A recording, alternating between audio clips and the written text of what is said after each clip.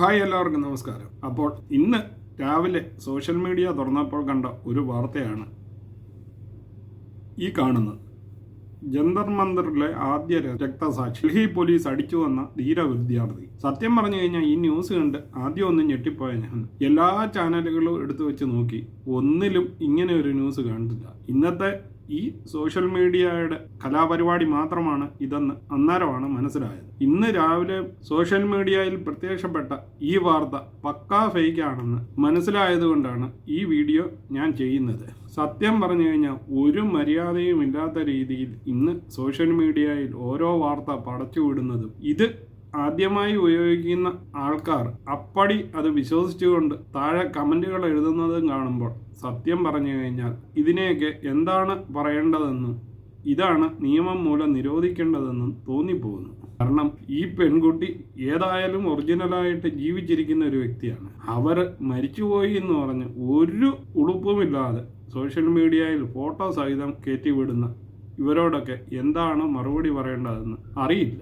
ഇത് ത്രെഡിൽ കണ്ട ഒരു വാർത്തയാണ്. തനു ബ്ലാക്ക് പാന്തർ എന്ന അപരനാമത്തിൽ അറിയപ്പെടുന്ന ഏതോ ഒരുവൻ അപ്ലോഡ് ചെയ്തിരിക്കുന്ന പോസ്റ്റാണ്. പ്രിയ സഹോദരി, രാജ്യത്തിന്റെ സമരപോരാട്ടങ്ങളുടെ ചരിത്രത്തിൽ നിന്റെ രക്തസാക്ഷിത്വം എന്നും ജലിച്ചു നിൽക്കട്ടെ. ആദരാഞ്ജലികൾ. ഇവൻ അറിഞ്ഞുകൊണ്ടാണോ അത് ഫേക്ക് ന്യൂസ് ആണെന്ന് തന്നെ അറിയാമായിട്ട് ചുമ്മാതെ പബ്ലിക്കിനെ വൈകാരികമായി പ്രതികരിക്കാനുള്ള ഒരു സന്ദർഭമായിട്ട് എടുത്തിട്ടാണോ ഇത് പോസ്റ്റ് ചെയ്യുന്നതെന്ന് ഒരു പിടിയും കിട്ടുന്നില്ല. എന്നിരുന്നാലും ഇങ്ങനത്തെ മര്യാദകൾ കാണിച്ചിട്ട് ഇങ്ങനെ ഒരു ഉളുപ്പുമില്ലാതെ പോസ്റ്റ് ചെയ്യാനുള്ള തൊലിക്കെട്ടി ഇവൻ്റെയൊക്കെ അപാരമാണെന്ന് തന്നെ നമുക്ക് പറയാം.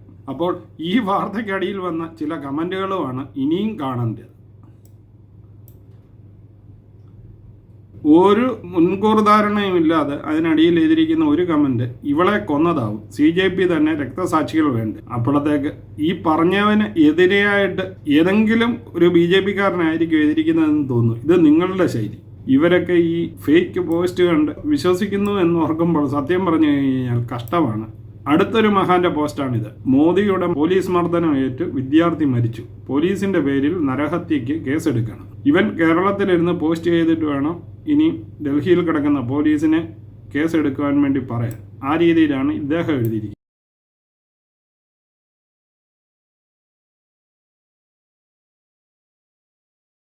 ഇനിയാണ് അടുത്തത്.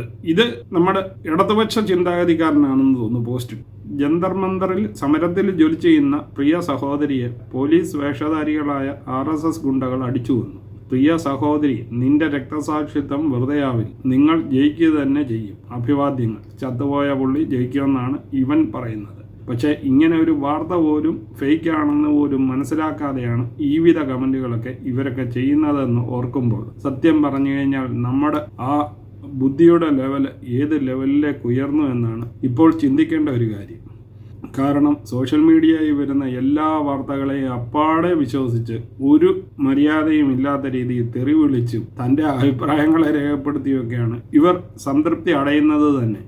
സോഷ്യൽ മീഡിയയിലെ ഇന്നത്തെ ഈ ഫേക്ക് ന്യൂസ് കണ്ട് എത്രയോ ആൾക്കാരാണ് ഇതിൽ ഒരു സത്യവുമില്ലെന്ന് അറിയാതെ ഇതിനടിയിൽ വാരിക്കോരി ഡയലോഗുകളിലൂടെ മറുപടികൾ പറയുന്നതെന്ന് ഒന്ന് ചിന്തിച്ചു നോക്കൂ. അപ്പോൾ ഇത്തരം ഫേക്ക് ന്യൂസുകൾ പടച്ചുവിടുന്ന ഇങ്ങനെയുള്ളവർക്ക് ഒരു നമോവാകം അർപ്പിച്ചുകൊണ്ട് ഈ വീഡിയോ ഇവിടെ നിർത്തുകയാണ്. വീണ്ടും പുതിയൊരു വീഡിയോയുമായി കാണാം. അതുവരെ നിങ്ങൾക്കെല്ലാവർക്കും ഗുഡ് ബൈ.